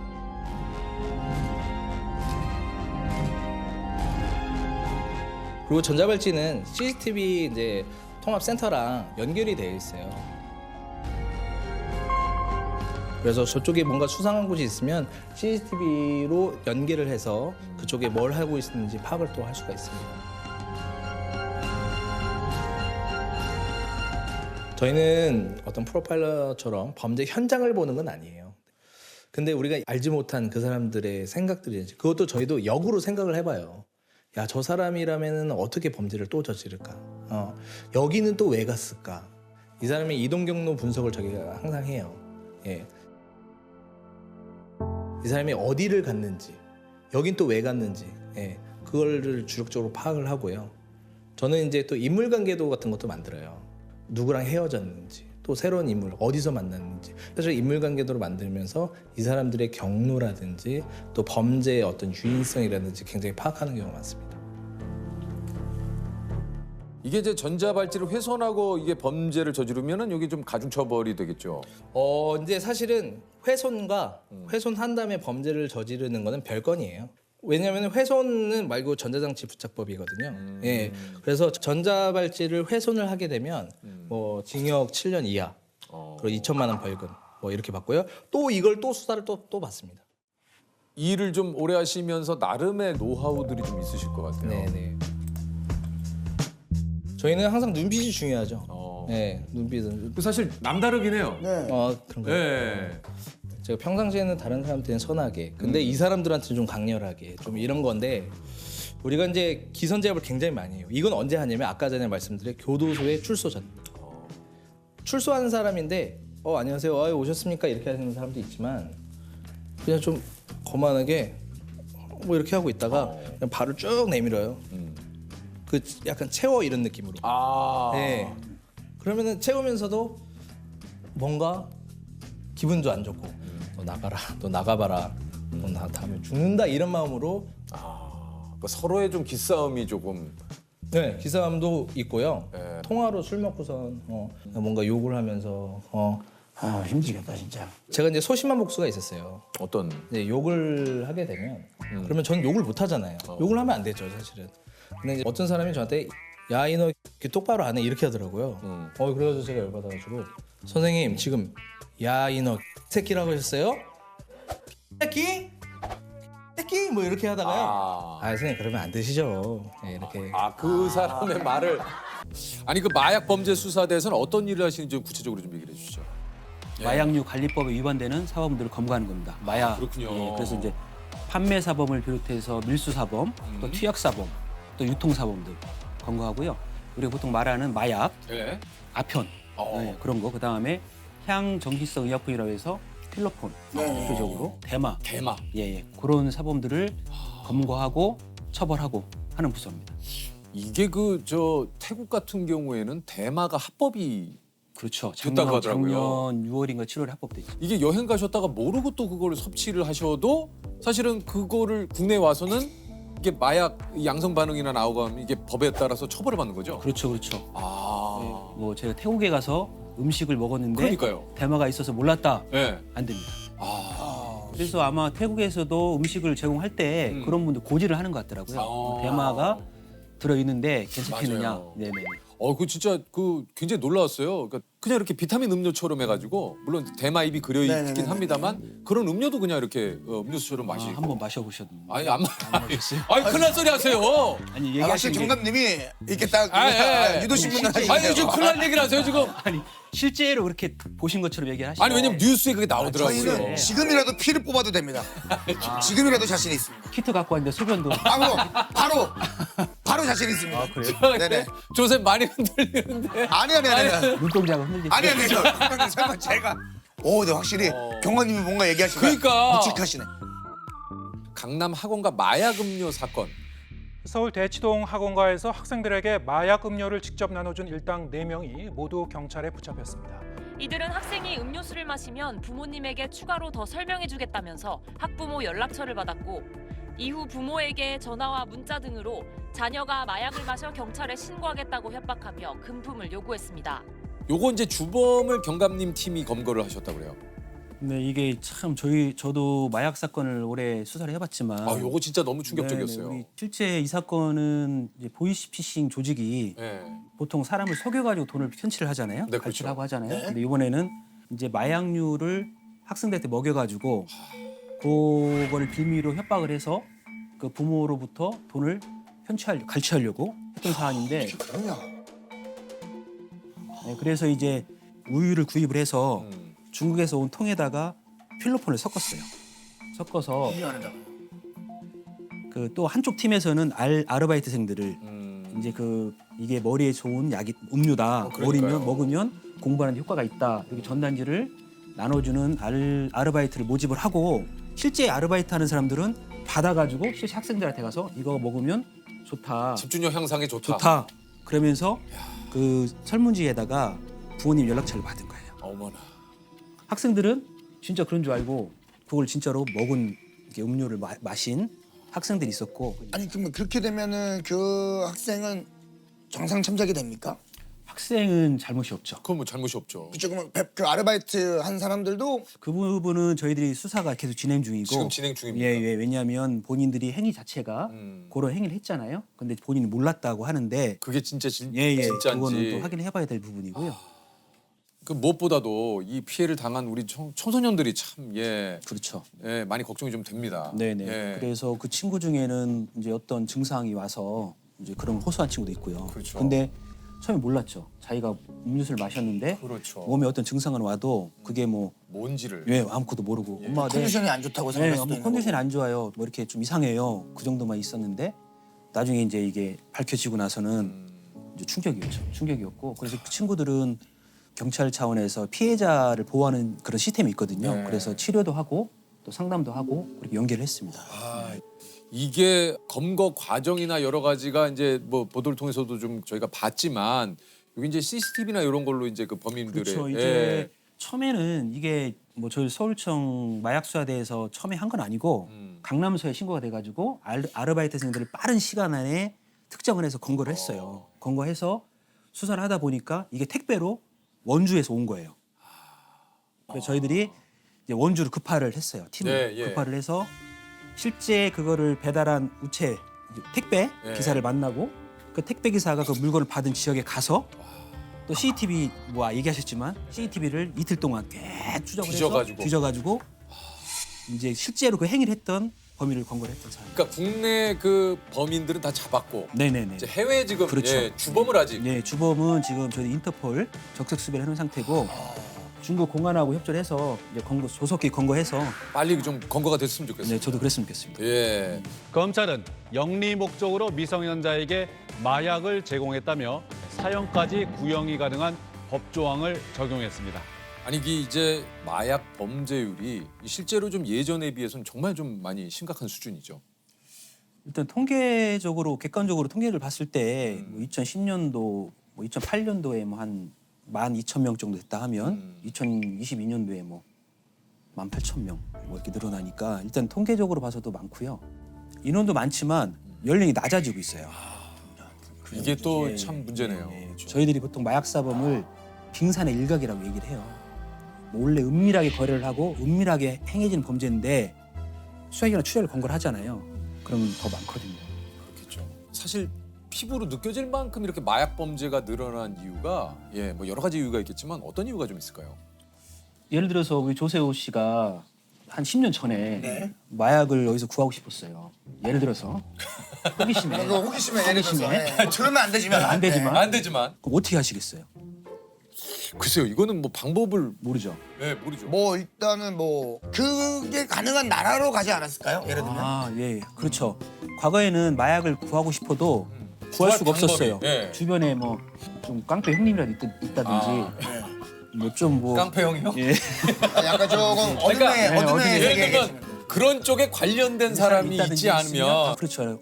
못 하잖아요. 근데 지금은 SNS가 발달돼 있어서 그걸로 그렇게 거기서 이렇게 몇 자 치면 정보가 나오고 또 입금하고 또 찾아오고 그 짧으면 30분, 길면 1시간이면 가능하거든요. 그러니까 한마디로 내 신분이나 이런 것들, 뭐 판매자도 그렇고 이게 서로 좀 드러나지 않은 상태에서. 그래서 이게 이제 비대면으로 이루어지다 보니까 안 잡힐 거다. 그렇죠. 서로 모를 거다. 이런 이제 막연한 자신감으로 하는 거거든요. 이게 저도 요즘에 그 시사 프로그램이나 이런 데 보면은 그 CCTV 영상을 보잖아요. 그럼 뭐 던지기 수법인가 그렇죠. 뭐 우편함이나 던지기 수법으로 서울 시내에 유통한 30대가 구속 상태로 재판에 넘겨졌습니다. 던지기 수법으로 마약을 판매해온 중국인이 구속됐습니다. 던지기가 뭔지 혹시 아시는가요? 던지기는 그 말 한 대로 어디다 던져놓는 거 아닙니까? 뭘 던져놓죠? 마약이요. 마약을 던져놓으면 그거를 선생님 가서 저기 찾아야- 죄송한데 저도 수사로 아니 죄송한데 저희들도 뭐 뉴스 보고 아는 거지. 좀 수사를 하시는 것 같아요. 이런 말씀을 드리면 그렇지만 좀 무섭네요.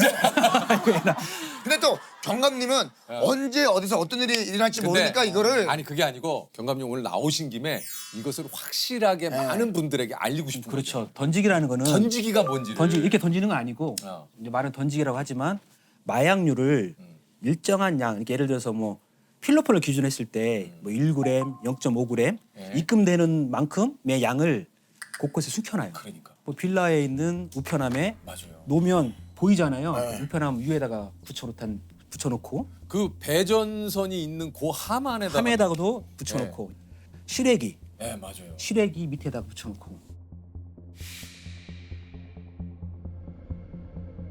그다음에 그걸 사진을 딱 찍어가지고 다 갖고 있어요. 갖고 있다가 해당하는 금액이 들어오면 전송을 하죠. 요즘에는 휴대폰으로 딱 이렇게 지도까지 그래가지고 화살표 표시 딱 해서 딱 보내요. 그러면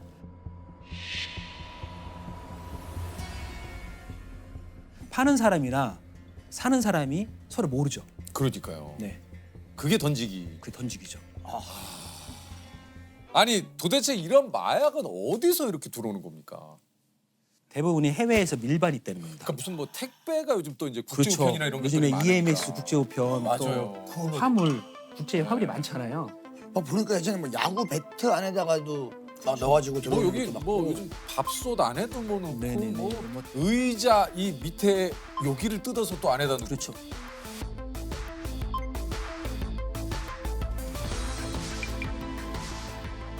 제가 가장 어려웠던 거는 뭐냐면 아스피린 있잖아요. 네. 캡슐 아스피린 캡슐에다가 다 담아요. 그걸 담아서 진짜 아스피린하고 그런 의약 건강기능 섞어서 같이 들어와요. 같이. 또 일부는 이제 그런 전달하는 사람들이 내 몸에 숨겨서 봤어요. 예전에 뭐 그걸 삼킨다고 그거를 이렇게 이제 비닐에 넣어서 이제 삼켰다가 그러니까요. 이제 국내는 들어왔는데 이게 위 활동 때문에 이게 터지면서 그러니까. 사망한 사건도 있었죠. A 씨가 몸속에 마약을 넣고 운반하는 이른바 보디패커일 가능성에 무게를 두고 있습니다. 아니 이 경감님이 맡았던 사건 중에 가장 스케일이 큰 사건은 혹시 뭡니까? 제가 이제 2020년도, 21년도, 20년도 정도에 국내인이 뭐 동남아나 해외에 가서 거점을 두고 거기 있는 조직과 연결을 해서 여기서 마약류를 국내로 들어오거든요. 그래서 그 총책, 그런 실제 행위를 하는 태국에서 행위를 하는 총책을 경찰 이민국 통해서 검거를 해서 송환을 했던 사건이 있었습니다. 한 6kg 정도 압수 있었어요. 이게 6kg면은 이게 시가로 하면 200억 정도 된다고 그래요? 네. 와. 6kg면 이게 몇 명이 투약할 수 있는 양이에요? 계산을 0.039g이 한 명이니까 1g이면 100명 할 수 있어. 30명 할 수 있어요. 1g이면 30명. 그러면은 1000g이면 3만 명. 예. 그럼 18만 명. 아유 뭐 맞는 거야? 수학 천재인데. 18만 명. 예. 수학 천재야. 예, 제가 곱하기만 잘합니다. 궁금한 게요. 이제 저는 영화를 많이 봐서 그런지 진짜 실제로 마약 이렇게 칼로 뿍 한 다음에 그래서 옛날에 이거 많이 하시잖아요. 그걸 어떻게 하나하나 다 까보니? 아니 이게 옛날에 맛을 이러다가 맞는 것 같은데요. 하면서 이제 뭐 꽁트가 됐네. 실제로도 이제 그건 가능한 게 아니죠? 그러면 저 중독자 됩니다. 그럼 뭐로 이거를? 저희들은 그 장비가 있어요. 키트가. 우리 이제 마약 사범들 소변을 검사하는 키트도 있지만 그 마약류를 검사하는 키트가 있어서 따로 있군요. 예, 그거 하얀 가루잖아요. 뭐 그러면 그거를 키트를 검사를 해보고 또 장비도 있어요. 분광기라고 간이로 딱 대보면 성분이 떠요. 지금 우리가 이렇게 영화처럼 맛보고 이런 시대는 지나갔어요. 그렇게는 안 하고 다 장비가 있어서 그렇게 하죠. 그렇군요. 이게 마약 수사는 보통 어떤 방식으로 이게 좀 진행이 되는지. 이제 마약 사범은 거미줄처럼 엉켜 있어요. 그렇겠죠. 투약자가 있으면 단순 투약이지만 이게 뭐 하늘에서 뚝 떨어지는 건 아니잖아요. 샀을 거 아니에요. 판매자가 있고 또 투약도 혼자 하기도 하지만 여럿이 하기도 하거든요. 서로 모여서 하기도 하고. 그러면 한 명을 검거를 하면 이 사람하고 연결된 마약 사범들이 있어요. 그걸 추적해서 검거하는 거거든요. 제가 21년도에 이제 어머니가 딸이 집에 나갔다 오면 마약을 좀 투약을 하는 것 같다. 그래서 수사관들을 보냈어요. 보내서 얘기를 해보니까 또 투약이 맞고, 그래서 저희들이 이제 같이 투약을 했던 또 제공을 했던 다른 제3의 사람들을 검거를 했고요. 거미줄처럼 엉켜 있으니까 쭉 검거를 해서 올해 4월경까지 131명 그렇게 해서 검거도 하고, 위장거래 저희들이 이제 수사관들이 직접 마약 사범들을 찾는 거죠. 마약을 거래하던 사람을 찾아서 직접 이제 말 그대로 위장 수사를 하는 거군요. 그렇죠. 그렇게 하기도 하고, 마약을 갑자기 많이 한 사람이 자기가 마약 수사대를 찾아오는 경우도 있어요. 취해가지고 찾아와서 나 약했다고 막 그래요. 그래서 잡잖아요. 깨고 후회해요. 내가 여기 왜 왔지 이렇게. 아 자기도 모르게. 예. 귀소 본능 있는가 봐요. 그렇게 온 적도 있어요. 한 여성이 경찰 지구대에 들어옵니다. 의자에 앉아서도 안절부절 못하며 팔을 휘적거리거나 얼굴을 긁기도 하고 팔과 다리가 제대로 있는지 확인하기까지 합니다. 잠시 뒤 마약 수사팀 형사들이 여성의 동의를 얻어 간이 검사를 진행했고 그 결과 필로폰 양성 반응이 나왔습니다. 근데 그 더글로리 있잖아요. 드라마 더글로리에서 보면은 그 마약을 투약한 한 배우가 머리 탈색을 하거든요, 거기서. 네네. 그럼 탈색을 하면 안 걸립니까? 탈색해도 국가수에서 다 검출해야 됩니다. 그러니까 기술이 발달하니까. 그렇죠. 실제 탈색한 사람이 성공이 나온 사례가 많이 있어요. 수사하다 보면은 이제 황당한 말들을 늘어놓는 그 범인들도 좀 있다고 그래요. 구속을 시키고 제가 얘기 좀 하거든요. 네. 좀 마약을 접한 거 얘기를 하면 어떤 사람이 저한테 왜 자기를 잡냐. 제가 뭐 사람을 죽였습니까? 뭐 돈을 훔쳤습니까? 내가 누굴 때렸습니까? 돈 벌어가지고 제가 사서 제가 했는데 왜 저를 왜 잡습니까? 왜 잡는 건지 모르겠어요. 그렇게 물어보는 거예요. 아니 이 나라의 법이 그런 건데 왜? 법에 저촉이 되는 일을 그래서, 했는데 무슨? 야 법에 돼 있잖아. 국회의원한테 얘기해라. 아니 이 나라가 법치고 있다고. 근데 피해자가 없잖아. 지금 가만 있어봐. 지금 수사관님도 얘기를 하다가 너무 당황해서. 야. 예? 아니 우리가 왜 법을 지켜야 된다라는 걸 모르고 지금. 보통 이 사람 생각은 뭐냐면 내가 억지죠, 피해를 안 줬으니까 왜 나를 처벌하냐 하는 건데. 피해를 줄 수도 있죠. 그렇죠. 그렇죠. 그때 제가 이 얘기를 해요. 네. 우리나라뿐만이 아니고 전 세계 모든 나라가 마약은 처벌하고 있다. 거기에다 우리나라도 못하게 하고 있으니까 이게 잘못한 거지. 뭐 누가 내 피해를 안 줬다고 해서 잘한 건 아니지 않냐? 그럼 또 가만히 그러네요. 또 그러고. 아 그렇게 얘기하죠. 스스로가 가해자고 스스로가 피해자입니다. 예. 저는 항상 생각을 하거든요. 네. 본인이 법을 위반한 법업자지만 일종의 피해자다. 예. 아니 이게 저 마약은 이제 중독성 때문에도 그런데 이게 재범률이 굉장히 좀 높다고 그래요. 이제 재범률이 통계적으로는 뭐 한 30 몇 프로, 40% 정도 얘기를 하는데 체감적으로 제가 봤을 때 더 높은 것 같아요. 그죠. 높은 것 같고 네. 이제 의지대로 끌릴 수가 있으면 재범률이 낮을 수 있죠. 근데 의지대로 할 수 없는 거기 때문에 그렇죠. 내가 아무리 오래 참고 있다 하더라도 필로폰이라는 걸 눈에 보게 되면 만약 눈에 보게 되면 내 몸에서 내 뇌에서 반응을 하는 거예요. 그거를 그렇게 절대 시작조차 하지 말아요. 않아야 되는 거야. 이게 무엇보다 이 마약은 생명에 사실 이게 위협을 이게 느끼게 하는 거잖아요. 그러니까 마약이 실제로 얼마나 위험한지 몸소 느끼실 때가 좀 굉장히 많을 것 같아요. 현장에 많이 계시니까. 필로폰 같은 경우에는 본인이 투약하는 양을 잘 몰라서 사망하는 경우도 있어요. 그러니까요. 있고 현장에 가서 마약에 취한 사람을 이제 맞닥뜨리잖아요. 그러면 약간 과감해지기도 하고 자해를 하는 게 많아요. 이제 막 이게 손톱으로 막 살을 뜯어요. 이렇게 뭔가 벌레가 기어다닌다고 생각하는지 뜯으면 제 데일밴드를 막 붙여줘요. 그럼 못하게 하면 또 뜯어요. 수갑도 채워놓고 수갑 채워놓으면 이렇게 막 뜯고 그런 경우도 있고 이제 뭔가 보여요. 이렇게 뱀이 보이거나 환각이 보이거나 그러면 막 저기 뱀 기어가요. 막 이렇게 하는 사람이 있으니까 그만큼 정신적인 폐해가 심한 거죠. 내 몸에.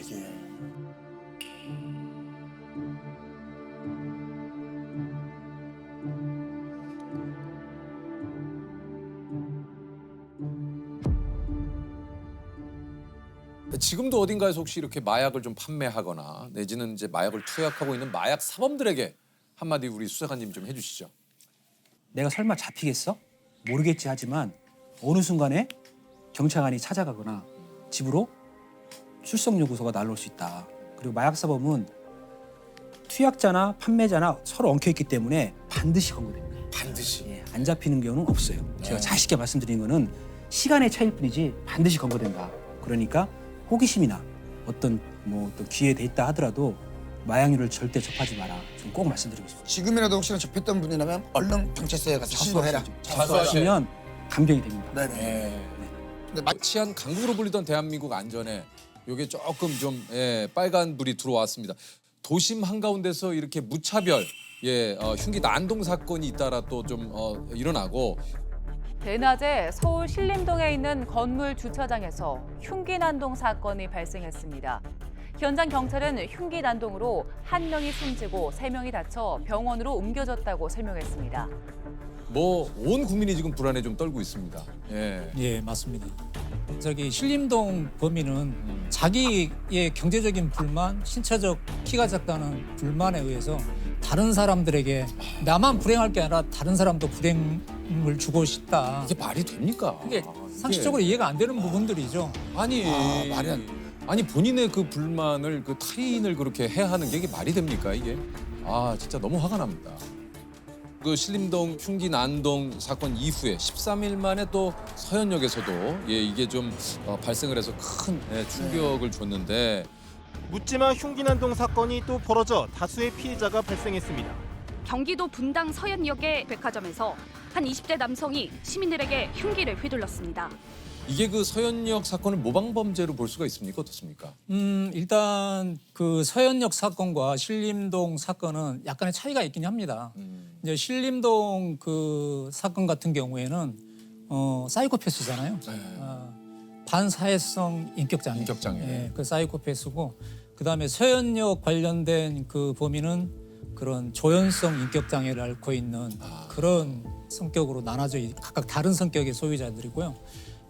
조현성 인격장애로 인한 망상에 의해서 스토킹 범죄 집단이 자신을 스토킹하고 있다고 생각했고 범행 당시에도 집 근처 서현역 근처에 스토킹 조직원들이 있다고 생각하고 범행을 저질렀습니다. 사실 그 예전에는 이제 많이들 묻지마 범죄라는 그 얘기를 좀 많이 했었어요. 네. 근데 오히려 이 말이 더 공포감을 준다. 예. 그렇습니다. 묻지마라는 그 자체 억양부터가 벌써 안 좋아 보이지 않습니까? 그렇죠. 뭐 하는 사람들이 묻지마 아무 뜻도 없이 그냥 그런 범죄를 저지른단 말이야. 이렇게 생각할 수 있고 안 좋은 인식이 확산될 수 있거든요. 그래서 경찰에서 이상동기 범죄로 이렇게 규정을 했습니다. 그래서 이상동기 범죄에 관련해가지고 여기저기서 터지고 또 그게 이슈화되고 국민들이 불안해하고 있는 게 사실입니다. 그래서 경찰에서도 특별 치안활동을 청장님이 선포를 하셨어요. 그래서 이 흉기 난동범들과의 전쟁을 선포하신 거죠. 그래서 초기의 범죄를 제압하기 위해서 전 경찰관들이 지금 비상근무하다시피 하고 그다음에 정말 경찰 특공대까지 실전에 배치돼가지고 위력적인 순찰 그다음에 검거 활동까지 병행하고 있습니다. 이게 그 엄벌 경고를 이렇게 지금 계속해서 하고 있고 강력한 처벌을 한다고 실제로 또 해야 되고요. 네. 그럼에도 불구하고 살인 예고글이 수시로 지금 올라오고 있다고요. 네. 서울 신림역 흉기 난동 사건 이후 비슷한 범행을 예고하는 공개 협박 게시물이 온라인상에 잇따르고 있습니다. 말도 안 되는 게 이게 지금까지 검거된 인원만 65명. 네. 그게 지금 검거된 그 인원의 통계를 빼보면 거의 10대, 뭐 20대 이런 나이 어린 사람들이 줄을 이루고 있습니다. 그러다 보니까 이 사람들이 어떤 영웅시 그런 되려고 그런 관점에서 글을 올리고 있는데 그 자체가 범죄이거든요. 그렇죠. 그런 글 자기네들은 장난으로 올렸다고 하지만 그 많은 시민 여러분들이 얼마나 불안에 떨겠어요. 그렇죠. 그렇게 많은 경찰 인력이 투입되면 이게 무슨 일이 났나? 당연히 불안해 하시겠죠. 근데 이제 그런 것들이 실제 일어난 상황에서 예방이 되고 검거가 되면 좋은데 그게 장난으로 바뀌어졌을 때는 그 많은 경찰 인력들이 출동을 했는데 실제 그런 도움을 받아야 할 그런 곳에서 신고가 떨어지면 출동할 대응력이 떨어지는 거죠. 그럼 또 다른 피해가 발생하는 거거든요. 그러니까 사실 그런 예고글을 올리는 것만으로도 처벌의 대상이 되는 거죠. 그렇습니다. 그래서 그렇죠. 강력하게 처벌해야죠. 예, 장난으로 올렸던 그런 예고글을 올린 거에 대해서는 그 협박죄로 처벌할 수가 있고요. 그다음에 흉기를 구입하고 대상을 물색하는 이런 단계까지 가면 지금은 강력하게 살인 예비죄를 적용해가지고 지금 맞습니다. 수사를 하고 있습니다. 맞습니다. 이런 그 무시무시한 예를 들면 많은 사람들에게 피해를 주고 공포에 떨게 만드는 글을 올려놓고 장난이다. 그냥 호기심에 해봤다. 사실은 이거는 장난이나 호기심이 아니에요. 이 타인에게 어떤 이런 위해를 가하고 위협을 가하고 이런 상황을 펼쳐지게 한 대로 책임을 분명히 져야 됩니다. 맞습니다. 이건 좀 지금도 처벌을 혹시 받아야 돼요. 어딘가에서 그런 생각하고 있는 사람들이 정확하게 느꼈으면 좋겠어요. 요게 인터넷이나 SNS에 혹시 이런 글을 발견하면 좀 어떻게 행동을 해야 됩니까? 즉시 경찰에 신고를 하셔야 됩니다. 112 바로 신고하시고 네. 바로 그냥. 바로 112 신고만 해주시면 그렇죠. 바로 그 대응하게 돼 있습니다. 요게 실제로 얼마 전에 살인 예고글을 8초 만에 누군가 올렸는데 삭제를 했대요. 근데 그걸 신고를 받아서 검거를 한 게 또 있다고 하네요. 맞습니다. 글을 올려가지고 바로 삭제했어. 그러니까 나는 괜찮겠지. 절대 안 됩니다. 그것까지 바로 수사해서 이렇게 검거를 합니다. 바로 좀 잡아들여 주시기 바랍니다. 그냥. 그런 흉기를 들고 있는 상황이 나타났을 때 위급한 상황이면 그냥 가차없이 태정을 쏘고 총을 쏴라. 청장님이 그렇게 지시를 한 거예요.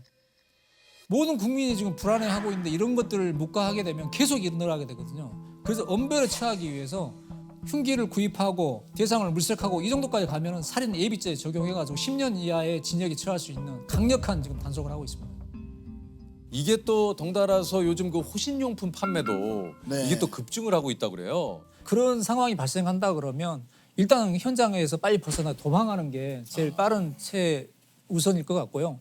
만약에 뭐 소지한 가방이라든지 물품이 있다 그러면 그걸 뭐 방어용으로 쓰든가 아니면 던져서 그리고 제 생각인데요. 그냥 어떤 호신용품도 중요하지만 많은 사람들의 그런 상황을 위치를 확보하게 알릴 수 있는 방법이 하나 있긴 있습니다. 호루라기입니다. 호루라기. 호루라기. 호루라기를 불면은 모든 사람들이 주목하게 돼 있잖아요. 그러면은 본인이 신고할 시간이 안 되더라도 그런 상황을 목격한 주변인들이 경찰에 신고해 줄 수 있고 또 119를 부를 수 있는 그런 상황 대처들이 되기 때문에 호루라기 하나쯤은 가지고 다니시면 위급할 때 많은 유용하게 사용할 수 있을 것 같습니다. 실제 형사님께서 이상동기 범죄를 좀 맡은 적도 있습니까? 제가 2008년도에 서대문에서 근무할 때인데 초등학교에서 꽁을 차고 귀가하는 남성을 쫓아가 가지고 칼로 살해한 적이 있었어요. 근데 그 범인도 고위험 정신질환자였거든요. 그 범인도 누구를 죽이라는 그런 계시를 받았다. 이런 망상, 환각, 한청 이런 것 때문에 그걸 실행에 옮기기 위해서 근처 슈퍼마켓에서 칼을 사가지고 대상을 물색하러 간 겁니다. 원래는 그 초등학교 경비원 아저씨를 타겟으로 삼았어요. 근데 눈이 마주치다 보니까 범행을 포기한 겁니다. 그러고 때마침 공을 차고 귀가하는 그 아저씨를 보고 쫓아가서 칼로 뒤에서 공격한 겁니다. 그러니까 지금 거의 패턴하고 똑같아요. 무작위로. 아무 대응도 못하고 맞고 사망하게 된 거죠.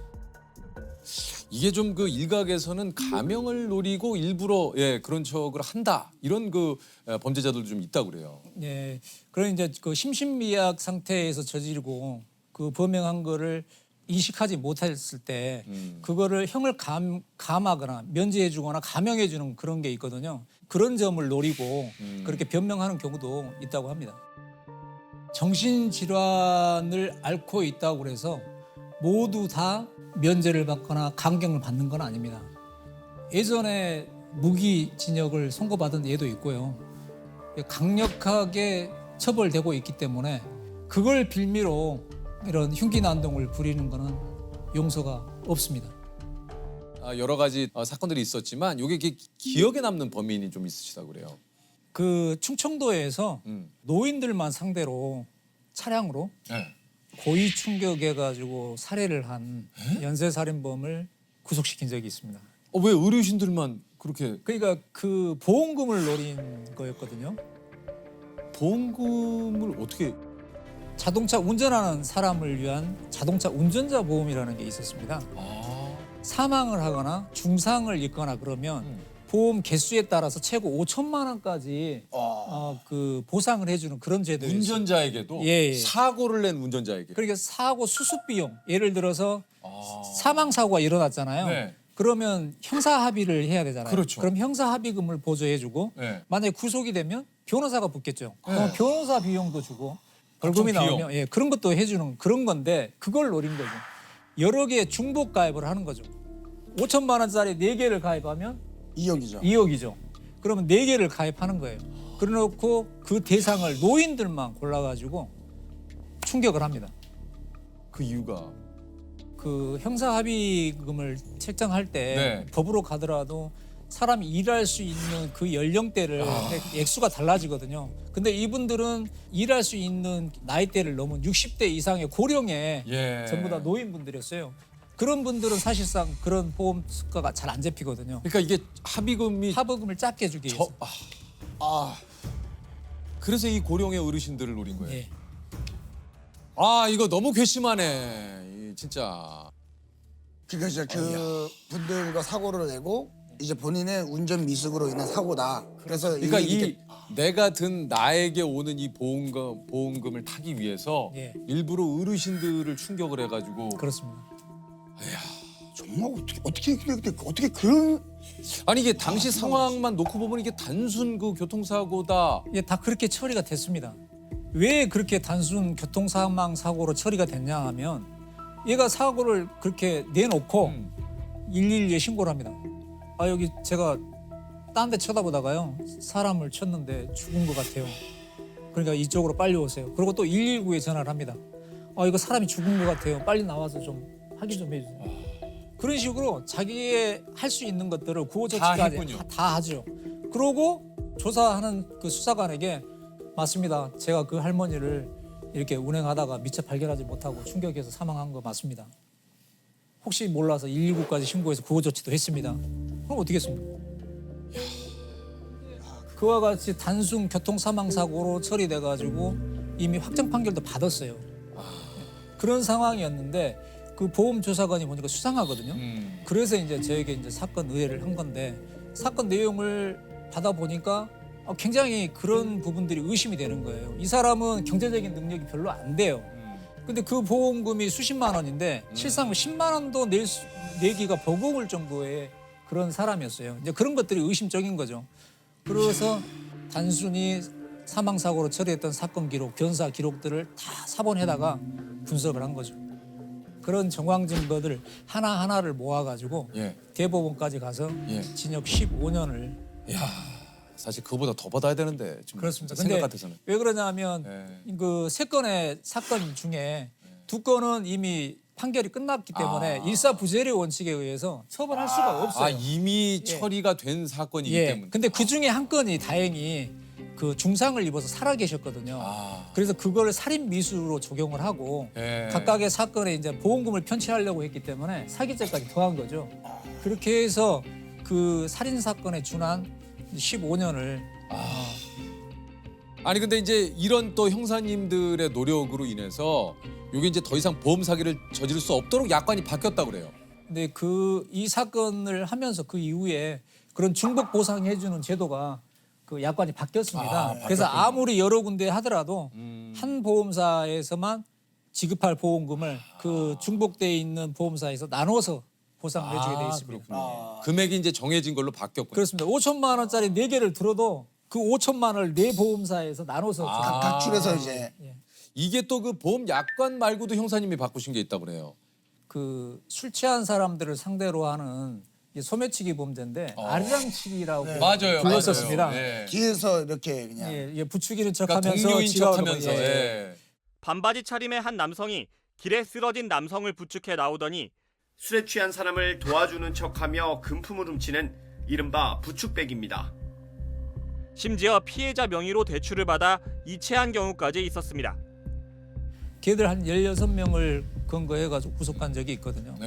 그 이후에 그 비밀번호 오류가 나도 정지가 안 됐었는데 지금은 이제 3번이면 정지가 되죠. 3번이 정지되죠. 그 이후에 이제 그렇게 바뀌었습니다. 이게 그 이후에 이게 생긴 거구나. 아니 형사된 걸 혹시 후회한 적 있습니까? 딱 한 번 잠시. 왜요? 제가 경찰 4년 차에 양아치 새끼들 좀 푸드로 펴가지고 옷을 벗고 경찰을 떠난 적이 있습니다. 아니 근데 어떤 양아치들이길래 이렇게 또? 뭐 동네 양아치들 많잖아요. 몸에 문신하고 깍두기 머리하고 이런 애들. 붙은 거죠. 형사님 먼저 하신 거예요? 아니요, 그 자식이. 저는 경찰 신분증을 제시하면 될 줄 알았죠. 그렇죠. 신분증을 제시하셨구나. 이제 신분증을 제시했죠. 야 경찰이야 그러지 마. 그랬더니 야 이씨 네가 경찰이야 뭐야 확 벗는 거예요. 옷을.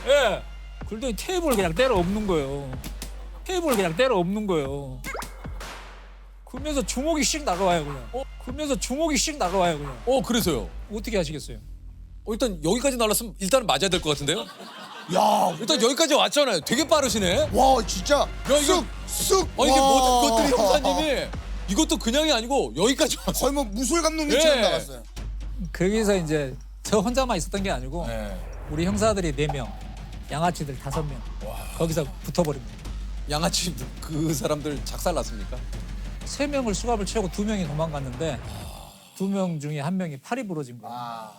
사실 우리는 팔이 부러진 것도 잘 몰랐어요. 나중에 뭐 진단 뭐 6주인가 8주인가 끊어와가지고 우리 팔 부러졌으니까 잡힌 애들 빨리 풀어줘. 그거 안 들어줬다가 그렇게 된 거죠. 그래서 과잉 진압으로. 예. 그렇게 해서 뭐 양아치들은 선량한 시민으로 우리는 폭력 경찰로 엄청 두드리게 맞았죠. 아 근데 저 분명 시비는 그쪽에서.